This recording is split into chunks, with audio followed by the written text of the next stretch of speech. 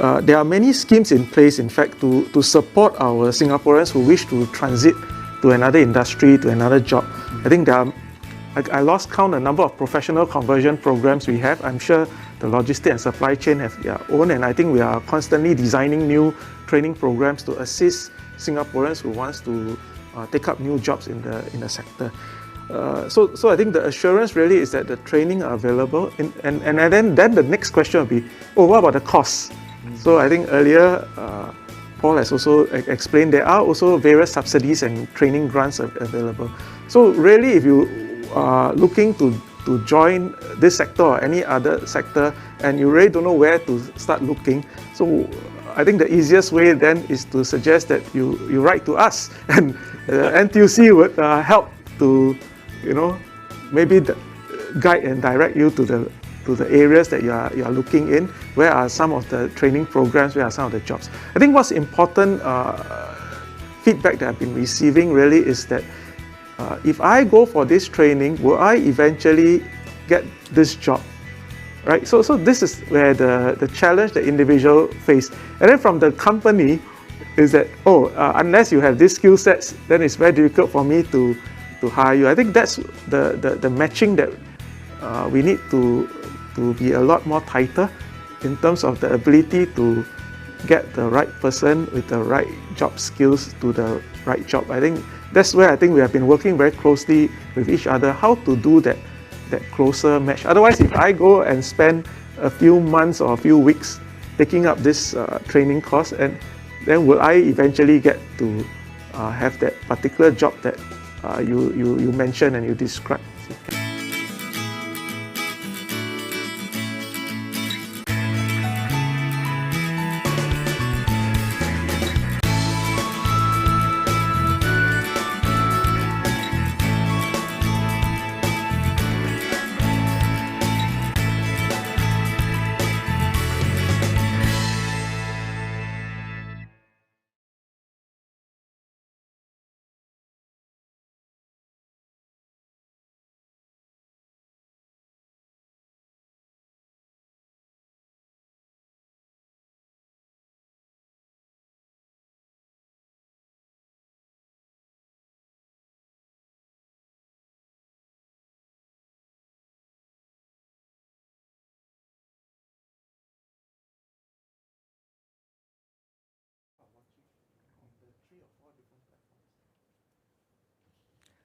Good evening to everyone joining us on Zoom, Facebook, and YouTube. I am Selina Oh, and I am the moderator for today. Thank you for joining us today at this panel discussion on job opportunities in the new media and digital marketing sector, organized by NTUC U PME Centre. Before we start, let me run through some house rules. There is strictly no recording of this session. Your cameras can be switched on and off, but there should be no indecent imagery. Your microphones will be put on mute by us to minimize noise disruptions. We encourage you to raise questions relevant to today's topic anytime during the webinar. Please be cordial and refrain from any abusive language and disruptive behavior. We will run today's session as follows. First, we will update on the new media and digital marketing sector and share with you on the issues and opportunities available and how you should upskill yourself to prepare for entry into this industry. And after every talking point, we will answer some burning questions that you submitted during registration. You can also type in your questions into the chat box if you have any. Here with us today, we have Mr. Melvin Yong, Assistant Secretary General from NTUC, Director of U Associate and MP for Radin Mas, SMC. As Director of U Associate, Melvin oversees the PMET segment of the workforce. He also serves as the Executive Secretary of the National Transport Workers Union and the United Workers of Electronics and Electrical Industries. Ms. Lau Juni, Director of World Association of News Publishers Asia, is a lawyer by training. Juni heads the APAC office of the World Association of News Publishers in Singapore. She is a law and technology reporter, interactive producer, news and current affairs editor at Channel News Asia and its predecessors, SBC News and TCS News. Finally, Ms. Manisha Dixit founder of Consumer Faces, and an adjunct lecturer at Republic Polytechnic. She's a regular speaker and trainer on thick data, insight for innovation, and empathy. She's also an EXCO member of Market Research Society Singapore. She has worked with some of the leading global and local brands to consistently deliver solutions to critical business issues. All right, so let us get started. So without much further ado, I would like to invite ASG Melvin to give us the opening address. Melvin, please. Thank you, Selina. Very good evening to everyone joining us on Zoom and Facebook Live right now. This evening's panel discussion is the second part of our new monthly webinar series on job opportunities in growing industries. Yes, there are still sectors that are growing, and there are companies that are seeking to hire amidst this COVID-19 pandemic. Just last month, we spoke about the supply chain and logistics industry. And this evening, we'll be talking more about the new media and digital marketing sector. This sector has been booming even before the pandemic and has become more prominent when the coronavirus forced many cities into a lockdown and forced many companies to quickly adapt and change the way we work, the way we communicate with one another, with our colleagues, with our suppliers, with our customers. The way we consume media is also set to change further with the introduction of 5G connectivity. This evening, we have two very qualified panelists with us, Manisha and Juni, to share with us more about the industry and areas where you can look at if you are looking to join the new media and digital marketing sector. Let me end my opening here and pass on the time to our experts to share their insights. Back to you, Selina. Thank you. As we know, news media transformation is also accelerating with news consumption moving towards digital, exacerbated by COVID-19. Traditional print and TV news are now increasingly delivered across digital and social platforms, and news media players must step up transformation in the face of declining readership, viewership, and revenue for survival. Media and marketing practitioners also now need to have strong digital platforms, capabilities to create live journalism and online events, as news also has to be not only factual, but also entertaining to capture attention. Therefore, good writing skills needs to be supplemented with abilities such as good storytelling, showmanship, multimedia capabilities, etc. As we are all concerned during these unprecedented times, let us hear from our panelists on what they must share. Our first talking point is on current issues affecting the new media and digital marketing industry amidst the current challenging climate. And for this, we have Juni to share what we know as an industry and how it has been. Judy. Okay, thank you very much, Selina. Well, before we talk about the challenging climate, let's just take a slight step back. So, we are all consumers of media, and our expectations as well, likewise, have risen over the years. So we expect things to be really fast, and things at our fingertips, and so on. This poses huge challenges to the media industry because especially in the news industry, where we really have to get up to speed very quickly, be an expert on everything instantaneously, and present the news as quickly as possible to you, the audience out there. So this creates a lot of new opportunities in the news media industry in particular. Of course, writing skills and are in big demand. You have to be very good at writing and producing and scripting and producing video very quickly. However, there are also other opportunities on the business front. I would just very quickly say the business model of news has been severely disrupted in the last 20 years. With the advent of the internet, a lot of us, audiences are actually expect our news to be free. But who pays for our news and who funds a newsroom, for example? A news operation is not a cheap operation to run by no stretch of the imagination. So this money traditionally has come from advertising. Now with digital advertising, the whole model has been disrupted again, because for every $1 of advertising that is spent by the brand to advertise to the audience, only 29 cents now goes to the news company. So this has actually shrunk advertising revenues, which means who makes up for the difference? Perhaps it may have to come back to the audience Are you willing to pay for news the same way as you pay for Netflix or Spotify, for example? That's something to think about. But for the jobs out there, the next frontier really is in the business models of news and in the data, which I'm very glad today we have Manisha here to talk about as well, the opportunities in data, because those are also the opportunities in media companies to look at audience data. So maybe we'll talk more about that later. Over to you now, Manisha.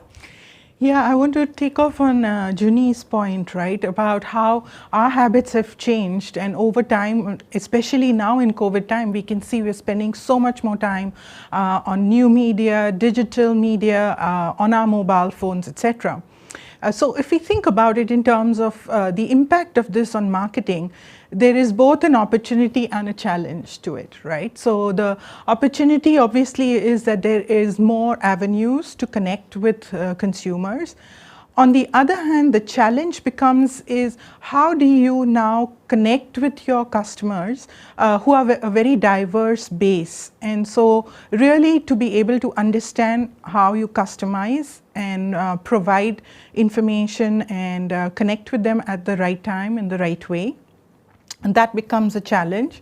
And also it's about knowing which channels are more effective, that are going to really work across the different decision journey that a customer might be going through. So that's one aspect of it. And the other aspect of it is that we're seeing obviously in COVID times, like it's an ever-evolving situation. And so customers' needs are also changing.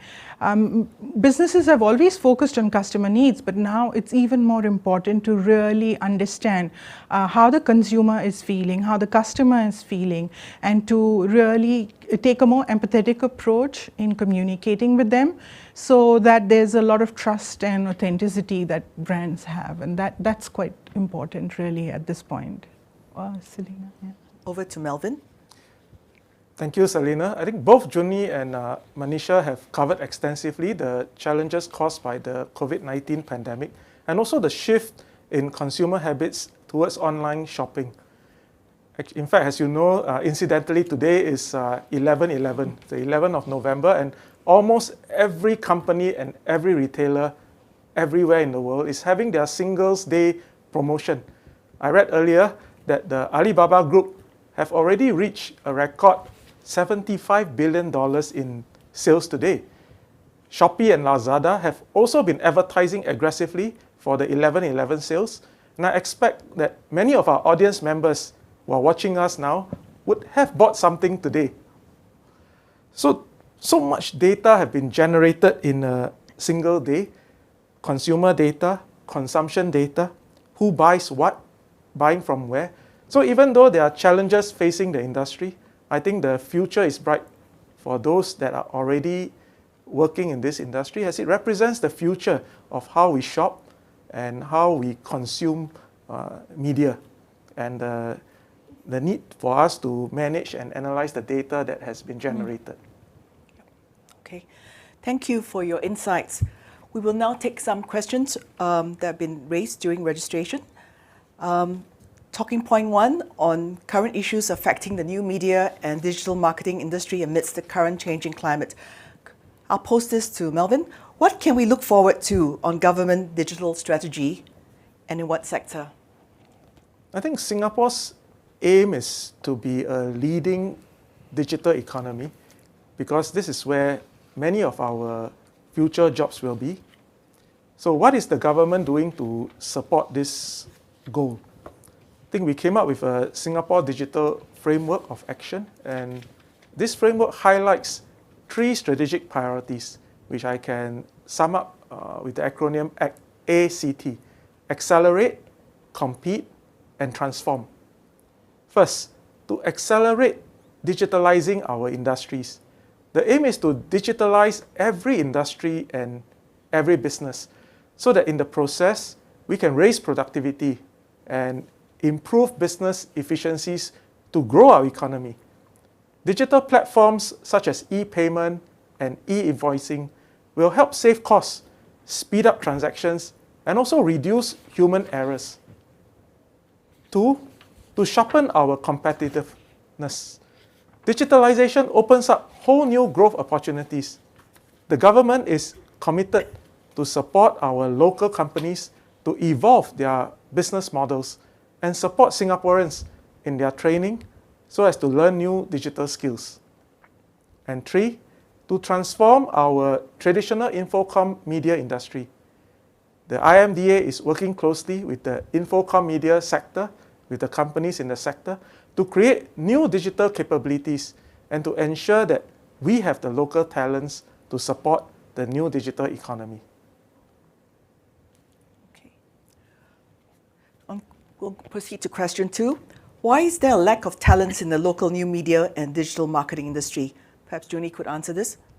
Well, actually, I think there is generally a lack of talent in anything digital these days, because this is really such a fast-moving growth area that training, schools, and everyone really cannot keep up fast enough with it. So it's a perennial problem really. And if you look at a media industry, for example, in the news where I come from, the pace of news is so quick.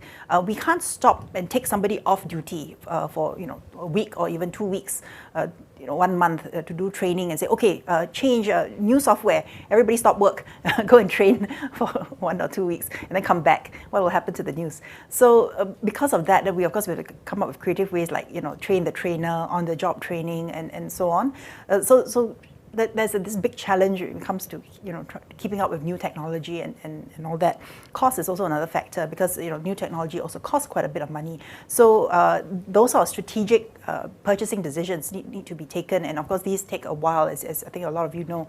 It takes a while to put in the budgets, find the money, and then approve, and then you have to start the whole training process. Newsrooms are complicated animals because very often they are 24-hour operations. So how do you train people? How do you take them off shift? And all these are some of the considerations. There's also a challenge in narrowing the type of technology to adopt, because as you know, it's a very competitive market out there. There's so many types of software, devices, and equipment, and so on. So which one do you choose, and which one do you train people on? And people need time as well to get used to, say, something like a camera, for instance. What kind of camera you pick, and then how long does it take to train somebody to use it, and then get good at it, and so on. So these are challenges that also our institutions of higher learning face, because they too are in that same sort of similar situation where, okay, I'm designing a syllabus, next year I'm going to teach this. And then after that, new technology comes out, and suddenly you say, oh, we have to keep up with the new technology, but it takes 6 months to design a curriculum. So, and then find the right teachers to teach it, people with the skills, and there are so few people who with these skills, they're too busy in their day jobs to come and teach in schools at night. And the cycle replicates itself. So, for workers, I guess the message really is to be nimble, to be adaptive, and keep an open mind and be self-motivated as well, because your employer can't teach you everything. There's just too much going on, and maybe some of it may have to fall on us as well to just self-learn and use the resources available out there ourselves. Okay, thank you, Junie. For the third question on this topic, how will the new media digital marketing job industry be like post-COVID? Perhaps Manisha could address this. Yeah, so I think what we've already started kind of touching upon, right, is this whole idea of data. And where data is going to sit, that's going to be really important, because if there is one thing that's certain, then that is that data is going to grow. Data creation and the need for data analysis, that's going to be growing all the time, right? So that's definitely something, and we will be talking a lot more about that and what opportunities that raises as well. And so I think just in terms of marketing as well, it's about trying to create the right stories for communication and creating the right kind of content that will become important. So positive communication, that's something that's going to continue, because businesses want to be close to their customers. And it's important that we don't take these shifts for granted. So decisions based on facts, and those become important. And again, that brings us back to knowing where data sits, right? So I think it's going to be businesses that need to be agile. They need to listen, adapt, and innovate based on facts and information that is available. That's really where it would be. Thank you, Manish. We'll proceed to talking point 2. where we'll discuss the job opportunities within the new media and digital marketing sector. I'd like to invite Junie now to share with us on the job opportunities in this industry. Junie, please. Well, of course, in the shift from a reliance of the advertising model to maybe a audience reader revenue type of model, there are, we start to treat media as a product. Okay, so it's something which honestly in newsrooms we're not very used to, treating news as a product, because we always think that news is something that you read or you watch, but just like any commercial product, it has to be designed in a certain way to suit the needs of the consumer, and the consumer is you and me. So when we start adopting a product mindset, that's kind of the latest thing that's going on right now. So even as writers, as content creators, we do have to bear in mind a product mindset. So that's one of the big mindset shifts happening in the industry today. When it comes to job opportunities, of course, those folks who are in the creative and editorial space, of course, there are opportunities in digital content creation, lots of them in graphics, in writing, animation, data visualization, video, and of course newer areas like AR and VR as well are emerging. And this is not just confined to it's entertainment, it's news, it's lifestyle, and also branded content. Branded content to me is like the new form of advertising. So no longer are there just banner ads, for example.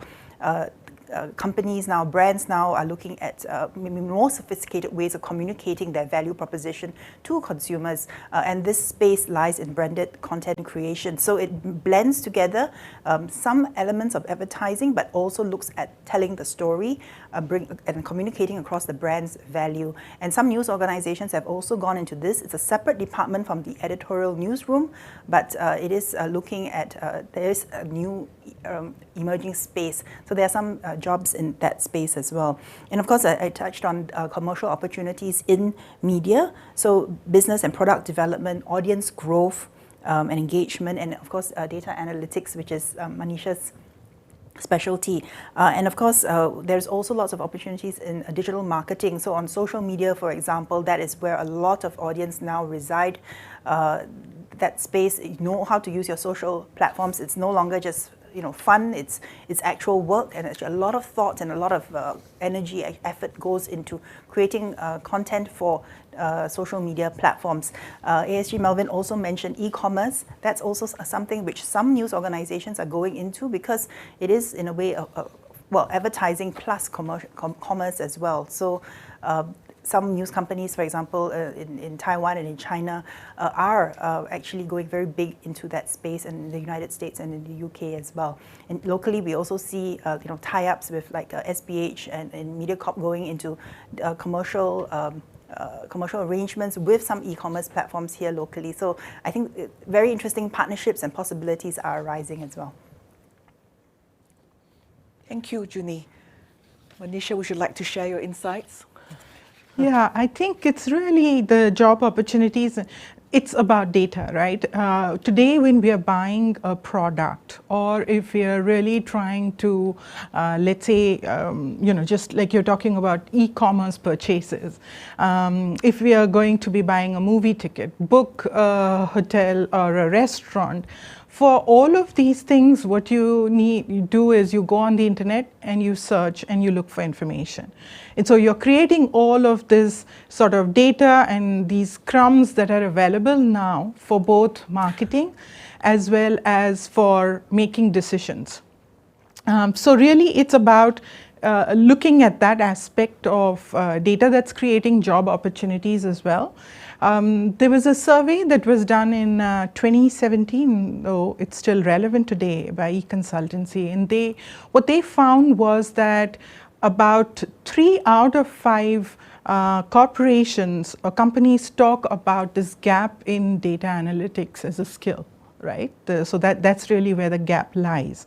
And so it's about looking at gathering information, cleaning that information, putting it all together to then come to conclusions that are going to help with making business decisions.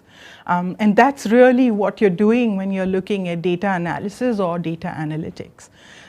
So really that's where things are going. And if there is one thing that we are sure about, despite all of the COVID situation, etc., then that's really that the need for data will still continue. That's one thing that we can be quite confident about today. Yeah, the need for data can never be undervalued, underestimated. It's so crucial during these times. So, thank you, Manish. So, should we Melvin for his input so maybe now? I wanted to ask the two ladies. We talk about job opportunities. I think what is invisible to many of us is that where are these jobs? Who are doing these jobs, right? Because the front-facing one we can see, but is there a whole pool of people, group of people behind the scene crunching all this data, producing all this media productions and so on? What are the types of jobs? I think our audience will be quite keen to know that are available in today's market.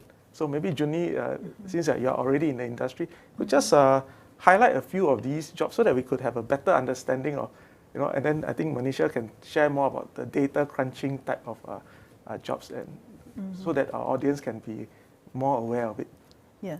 So in terms of the creative side of things, producers, content producers. So digital content could be you could be writing a story, you could be producing a video, you could also be doing graphics, data visualizations, and doing AR and VR. So these are some of those the skills in the editorial side of things. And then of course on the business side of things, we actually do need business analysts, we need product managers, we need business development people, we need sales people as well, because obviously you need to now sell not just digital advertising, but you also are looking at new ideas and new forms of revenue, which, for example, e-commerce is actually a whole new business skill set which media companies are not terribly experienced in. So you may need to hire from outside as well. So these are some of those new areas, I talked about product development just now as well. This is again a very new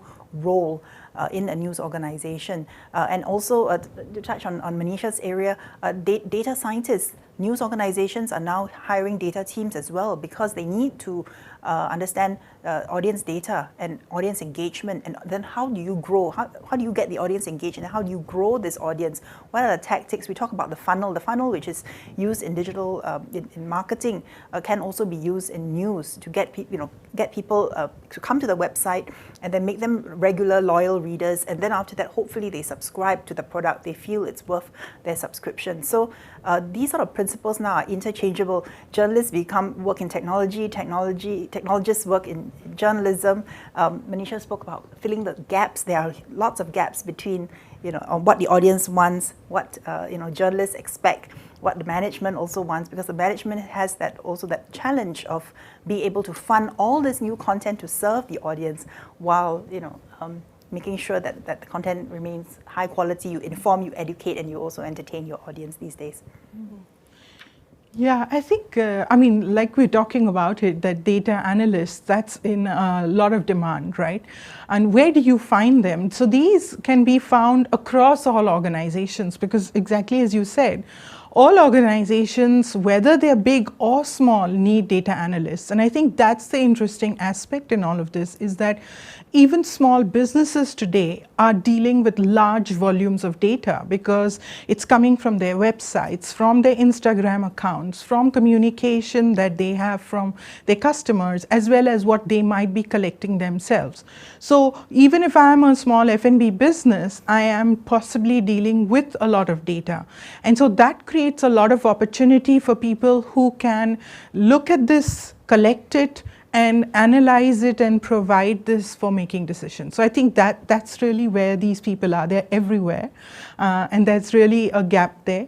And of course, there's still the traditional industries in terms of market research, and all of that still exists as well. So there's kind of an evolution that's happening in terms of where data is, and data analysis and data analytics fit, and all of those are kind of growing fields in a way. Thank you, ladies and Melvin. Let's address some questions that have come in from the audience on the topic of job opportunities within the new media and digital marketing sector. Question one. How is the digital sector doing, and what are the required skills? If Melvin could share his insights. Okay, I think this question is a valid one, and many people have always asked whenever new jobs appear. People want to know what are the skill sets and needed for them. I think Singapore has successfully written consecutive waves of digital transformation, starting from our national computerization efforts way back in the 1980s. So this latest digital transformation is no different. It will open up new opportunities for us. I see it in three fronts: new industries, new markets, and new jobs. So digitalizations will reshape the types of jobs that we will have. So existing job holders are likely to require new digital skills to be able to perform their new tasks. In fact, I think I was just talking to Junie earlier. I think if you are a good writer in the past, I think now you will have to be able to present your story quite different from just on print, but also on video and on social media as well. So we will be expected to also know how to read data, understand and analyze data, use and manage data in our daily work. So technologies such as artificial intelligence, immersive media, Internet of Things, blockchain, and even cybersecurity will bring along new job opportunities for Singaporeans, especially our younger one. So the question is, are we ready to take on these new jobs? Do we have the necessary skill sets? And if we don't, how can we learn them? Where can we go to learn these skills? How much will it cost? Will there be training grants that I can apply for? I think I said earlier, the government and the NTUC, the labour movement, is committed to support all Singaporeans in acquiring digital skills. So if any one of you is keen in going for training, please drop us a comment. You can message us, you can email to us, and we'll get back to you. Thank you, Melvin. Let's proceed to the next question. How is digital automation taking place? I'll pose it to Junie.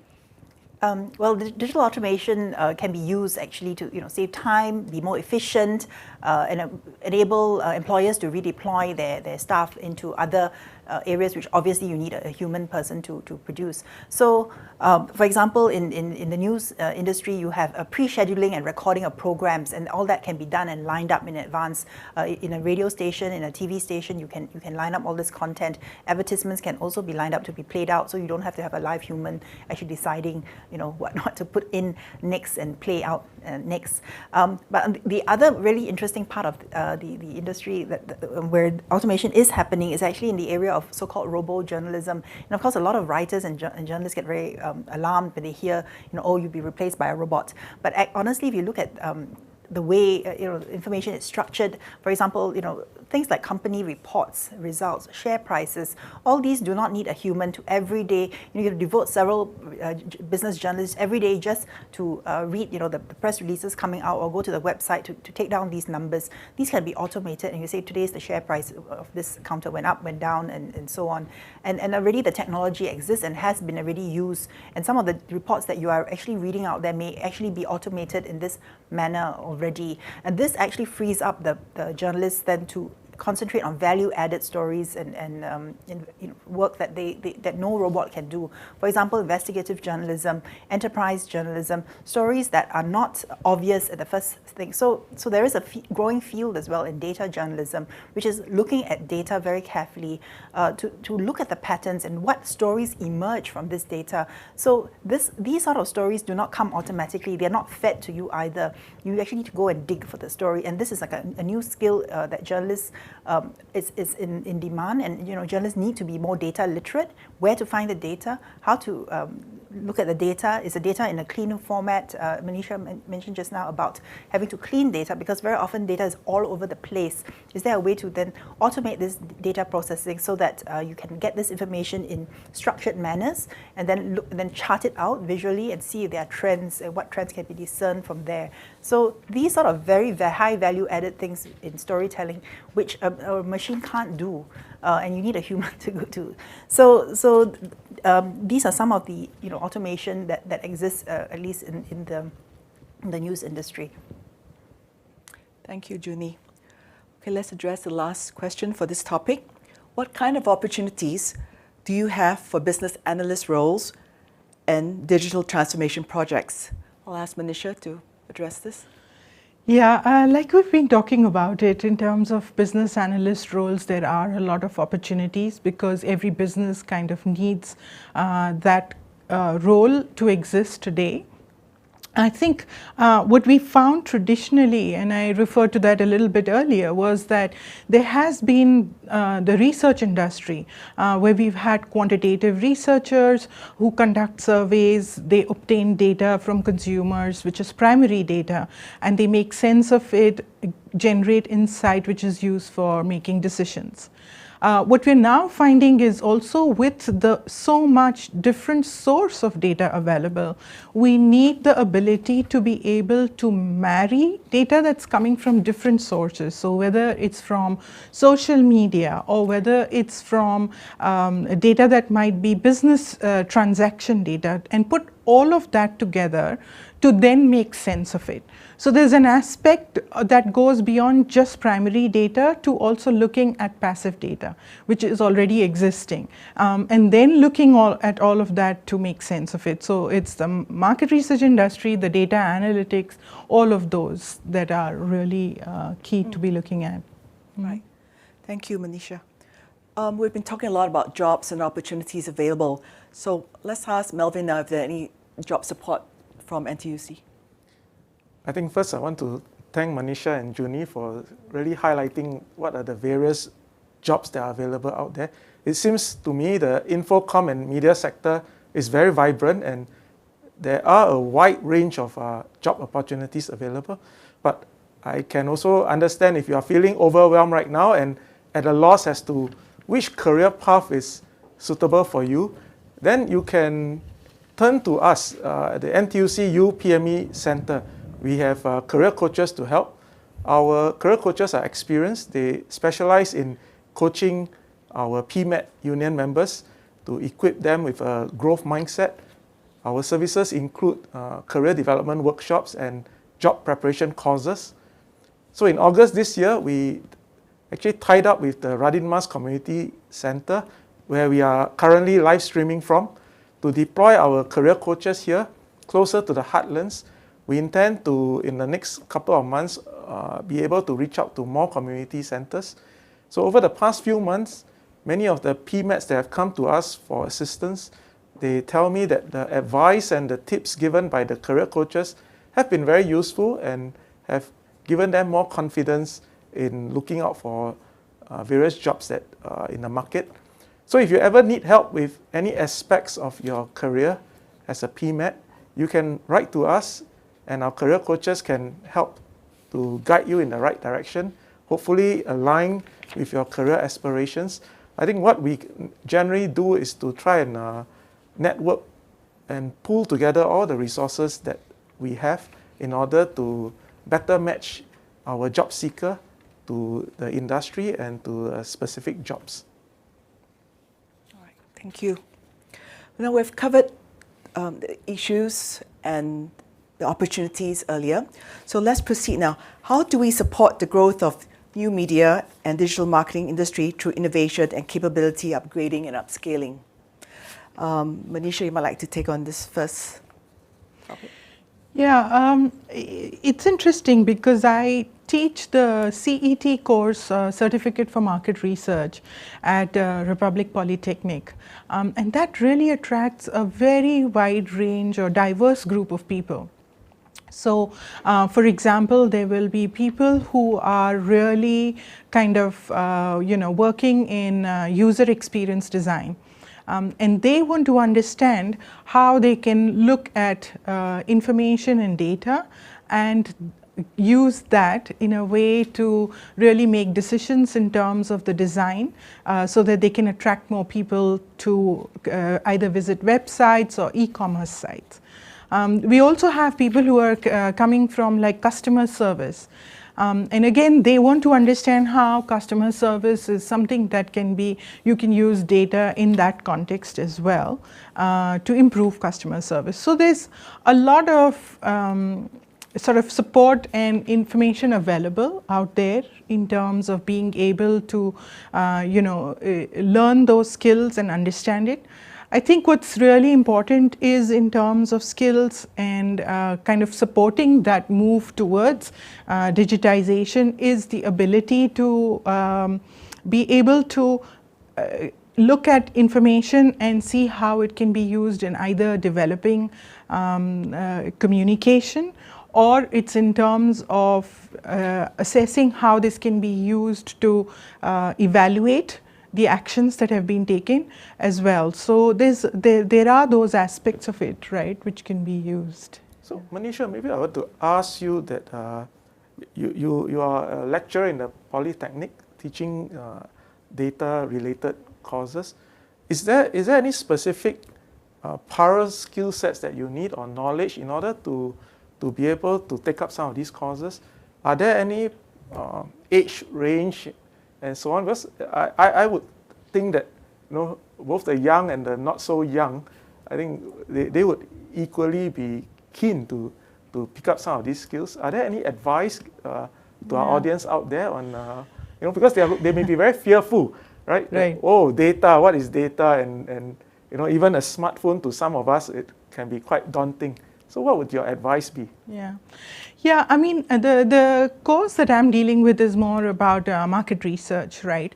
And that one is something where people can enter this at any point. There are opportunities to get into this. In fact, the people in my course range across, they have a very diverse age group. That they come from. And again, that's because you are able to learn that skill and then reapply it in different contexts. So because of that, it's something that is available for people to come into. Also, if you think about not just market research, but data analytics, that field in itself is such a young field that there aren't that many people who have those skills. And so really acquiring those skills gets you the opportunity to be in it. There isn't really such a big barrier to entry for something like that, So it is available and possible for people across age groups to consider that as a possible place to start. Thank you very much. Thank you. I'd like to ask Junie now to address this. Yeah. So I think I always say first, find your passion. Okay, you have to be very interested in the field. Okay, in our case, it's media, it's market research. So interest is one thing, because that will really fuel your interest, and then your inquiry, the process of inquiry and your desire to know more. There are a wealth of learning resources out there, thanks to the internet, the whole world is at your fingertips. So there are many levels you can go through. You can start small, even how do I use spreadsheets? Something as simple as that. There are so many things, you can learn about spreadsheets, and there are so many tools which are actually just freely available tools out there. So you can just search for these free online resources.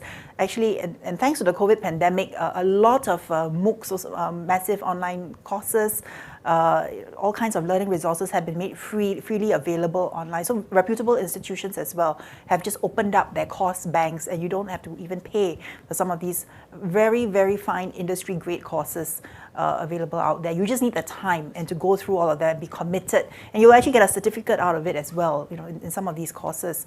And of course, there's the other formal channels of learning. There are those very structured certification type courses, which I'm sure ASG Melvin will later elaborate on in terms of getting the funding to take some of these courses. I myself actually paid for a digital marketing course 3 years ago because I saw that was like an area of growth which I didn't have the skills for. So I took a course on search tools, search engine optimization, social media marketing, and so on. And again, part of it actually covered these analytics as well, how to read the data. And it's very nuts and bolts, because it's like, you have to, there's many steps involved in the process. So this was like a week-long intensive course. And then while I was doing the course, I found out NTUC was actually offering UTAP funding for it. So I paid a full fee, but So that's you where know, now I we, waited. it's the interjection. You please be an NTUC member. And I am an NTUC Yes, member. right. So that made me even more upset. But it was too late. I signed up for the course. I was in the middle of the course and then discovered this, UTAP funding was available. The big announcement was made in that same week I was attending the course. So maybe I'll upgrade and I'll do a refresher because these things change so quickly. It's been 3 years since I did my own course. But attend courses, get the funding. One thing very good, I think in Singapore we're very fortunate. There are so many sources of funding and grants available. In fact, that in itself is an exercise because you have to really sit down and there are different ways. Are you eligible? Who do you go to for this grant, that grant? How do you apply, and so on. I mean, they try to make it they simplify it, but again, there's just so much information out there, and you need to sit down and strategically plan this out.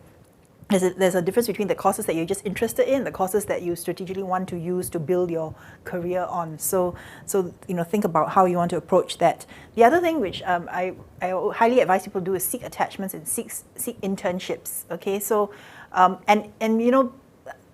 used to teach at Nanyang Technological University, and I would always tell my students, you know what, the amount that they're going to pay you is not relevant at this stage. You are just starting out in your career. In fact, you haven't really begun your career yet. So don't ask for the highest paid internship possible. Just go, even volunteer, even say I will work for free, because that's how you build your portfolio and that's how you learn. And honestly, if they're not paying you, there's no expectation, right? If you put in, whether you're good at it or bad at it, it doesn't matter. There's no pressure because they're not paying you. So, but that experience is so valuable. And these days, if you go on LinkedIn, everybody has this amazing CV that is like, oh, how did they get all this experience? Sometimes it's just ask your circle, ask your friends, ask your relatives, hey, do you know someone? I want to try and enter this industry, and say, I would like an internship, would you take me, or attachment? I say, never mind how old you are. In fact, sometimes I think some of the older workers might learn a lot actually from just saying, okay, I don't care if I'm 50 years old, I would like to learn a new skill and go into a new industry. Can I try it out, please? The other thing I always say is join interest groups. Okay, there's any number of interest groups out there. Just go and look them up. Okay, search for them. You will find an interest group, and some of these are just like professionals. Like Selena and I are members of the Singapore Press Club. So we used to have, of course, regular gatherings in person, and now we have online gatherings instead. But again, it's a guild. It's a group of professionals that come together, discuss industry issues. A lot of the things that I also pick up here and there, new developments, are because I attend industry events and I hear what's going on out there. So in interest groups, clubs, associations, there are lots of professional associations as well out there. So I am members of some local ones. I'm also a member of international ones, cross-border, regional ones, and so on, because that's where that interaction, and you learn so much. Whether it's internship opportunities, job opportunities, industry trends, and so on. And then the other thing I would say is volunteer. Volunteer and practice these skills. Again, like I said, there's no obligation. So if you're a volunteer, you're not being paid to do. Nobody expects like a perfect job, right? But if you're a volunteer, whether it's like, say, even learning how to design a poster. Okay. Recently, I volunteered to just film something because I used to. In fact, I was like the first woman journalist, video journalist, to learn how to shoot, and of course I was writing and producing news, but I was sent on a training course to learn how to shoot film as well and handle the camera. So, and then I was also taught how to video edit. So I was like the first woman journalist to be the one-man person, one-person band to shoot and edit and of course script the story as well in the newsroom back in those days. So. Volunteer your skills, because that was a long time ago, but technology has changed again. So recently I volunteered to video something for a club of mine and edit the video. So these are things that, again, you can keep relevant with those skills. The tools are out there. The tools, in fact, are not expensive these days. There are a lot of free available tools, for example, video editing. So you don't have to invest a huge sum of money to do these sort of things. And the equipment as well is not very expensive these days. So I would say practice your skills while you're helping out, find a worthwhile cause, and hone your skills that way. Because in a pandemic situation where people are not hiring a lot, and that's the reality out there, then just volunteer and still keep your skills relevant. Don't just sit at home and and say, I'm just going to hold out until my perfect job comes along, because it may not come along for a very long time. In the meantime, use your time wisely and build up your CV. So maybe at this point, I'd like to ask Junie two quick points. I think internships are important, especially for our younger audience out there. And if someone is interested in finding an internship in one of the media company, would the Singapore Press Club be able to help with your network? I mean, can they write in to you? We are a social professional club. We get together, we have events regularly, we talk to one another.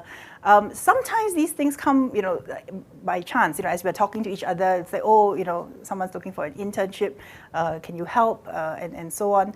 I think a lot of these things with jobs and internships are really timing, because, if you happen to know that there's an opening here or somebody needs temp help to do a production, and I'm not just talking about big media companies, I'm talking also about smaller outfits as well, and content creation agencies, digital marketing agencies, digital content creation agencies, and so on. So it's not just, we often think of SPH, MediaCorp, and so on, but there are also plenty of other smaller businesses out there that specialize in content creation. So I would say, I would say interact with folks in the industry. We're not a talent, we're not job agency, but again, interacting with more people within the industry as well. You'll learn so much, number one. You'll never know when these opportunities come up, and someone might be looking for help because maybe somebody's on medical leave for a period of time and they need a cover, for example. I've, in the past as well, I know of, in fact, these days we can even, we can go overseas, because freelancing is not just in Singapore. Freelancing can be, everybody's working from home, right? So what's the difference? You can hire somebody, in another country, and sometimes maybe the time difference also works to your advantage, because, somebody may be commissioning you to do work in the United States, and you can work overnight, and the next day you're delivering the work to the client in the United States, for example. So, these are some of the flexibilities that digital technology offers us. So I think the key message to all our audience out there is that be confident, be proactive, write in to the organization, and then you never know that the opportunity may be there. How about Manisha? How do you see internship from the perspective of an academic institution? How do you manage that? Right. So I'm not being involved in the internship from a polytechnic point of view, but I can talk to internships from the research industry perspective. And that definitely, different organizations are running the internship programs, and they do look for internships. And again, as Junie said, it's a question of knowing, reaching out to them, because sometimes these are quite informally done. Sometimes there isn't a specific timing to it as well. So it's really important to be out there to reach out to people, to really engage the organization and see what the opportunities are available in terms of internship. And I think I just want to add to what you've been talking about, in terms of the proactive nature of looking for it. And so there is learning, which is formal learning, but there's also a lot of opportunity for informal learning now, which can be very helpful for us. So, meetups and different ways of collecting with people and exchanging ideas, and those become important. And so, for example, the Market Research Society conducts free webinars and has been doing so for the last year, which talk about research and sometimes analytics, etc. And those are again opportunities, available for us to kind of keep up and understand how things are shifting and what we can do about it. Okay, thank you. We have some questions here that have come in. I'd like to pose this one. What are the recommended courses to take up in order that it's wise to stay competent? Melvin, we would like to answer this.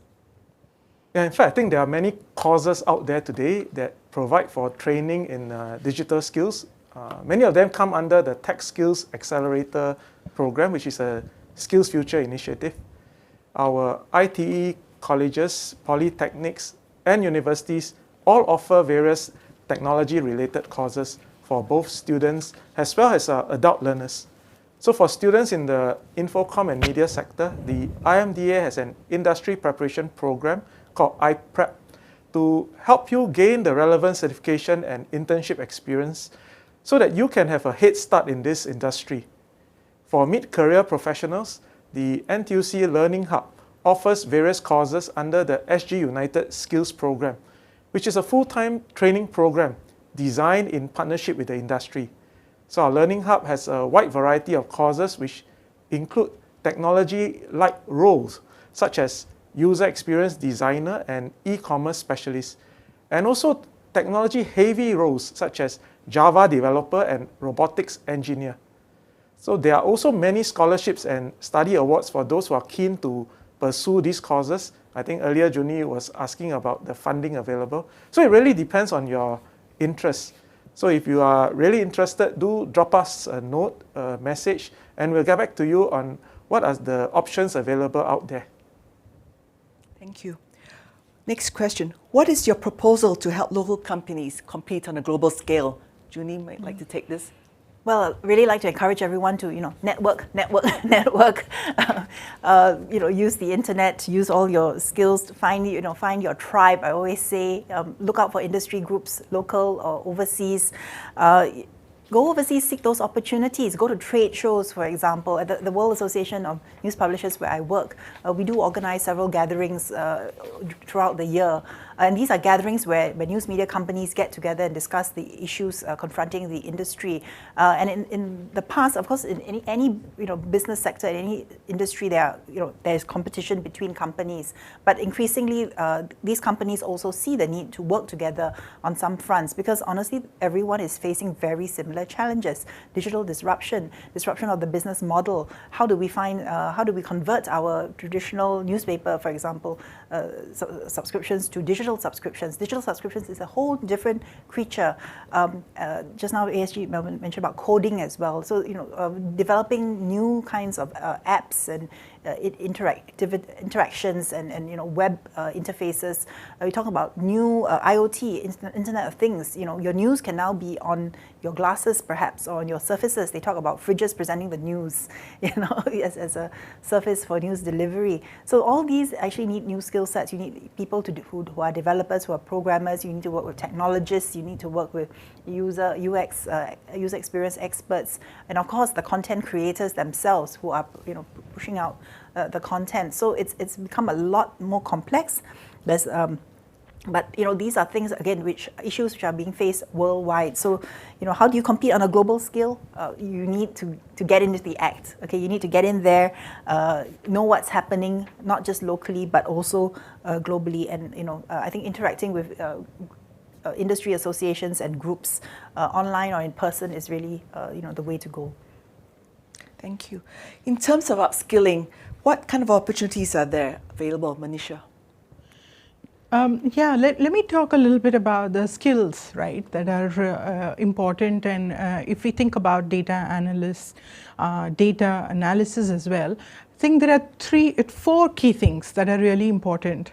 One is obviously having the right sort of digital skills, technology skills, programming. That is important aspect of it.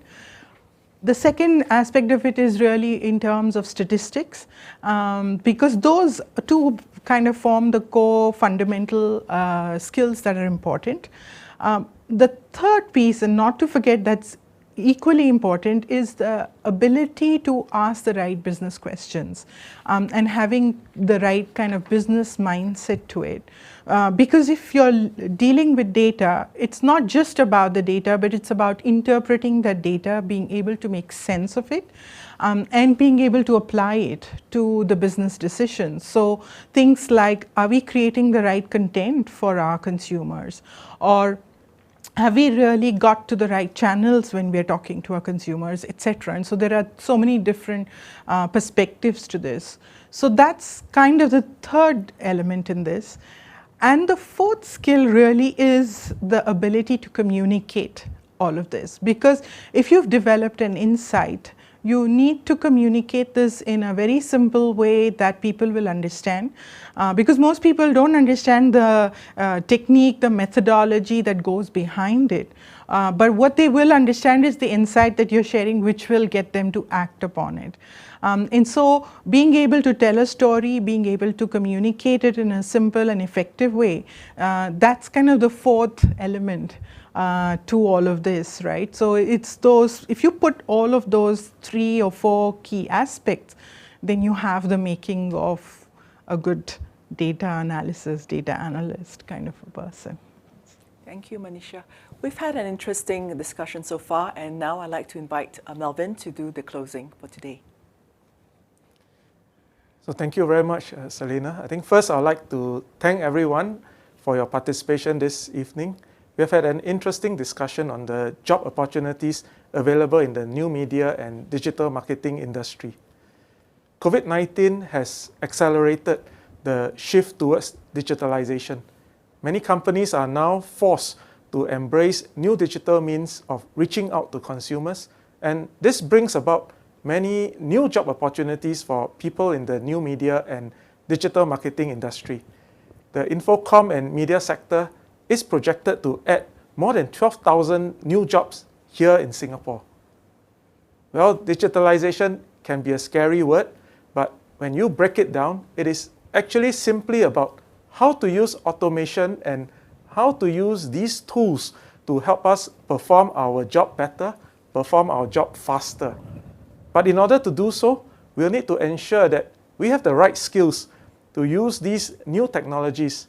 And that is where the IMDA Tech Skills Accelerator can help, where there's a slew of programs to help Singaporeans pick up new technology skills while working so that our skills continue to stay updated and stay relevant. Data from our NTUC U PME Centre shows that many mid-career PMETs are actively looking to enter into this sector. In recent months, we have helped many mid-career PMETs secure attachments in digital marketing companies. For those who do not have relevant past experience but are keen to join this fast-growing sector, rest assured that our career coaches will guide you along. So before I conclude, I would like to express my sincere appreciation to our 2 panelists, Manisha and Junie, for taking precious time off to join us this evening and giving us much insights into the industry. Special thanks also to our moderator, Selina, for doing a wonderful job in keeping the discussions going and keeping us all on time. So with that, thank you all for joining us tonight, and I look forward to seeing all of you next month as we talk more about the job opportunities in the healthcare sector. Good night. Okay, we've come to the end of our panel discussion tonight, and I thank everyone for your time. Once again, we apologize we were not able to answer all questions today. For those of you who like to reach out to the team from NTUC U PME Centre, you can email to pme@ntuc.org.sg. Wishing all participants a very good night and a blessed evening. Thank you.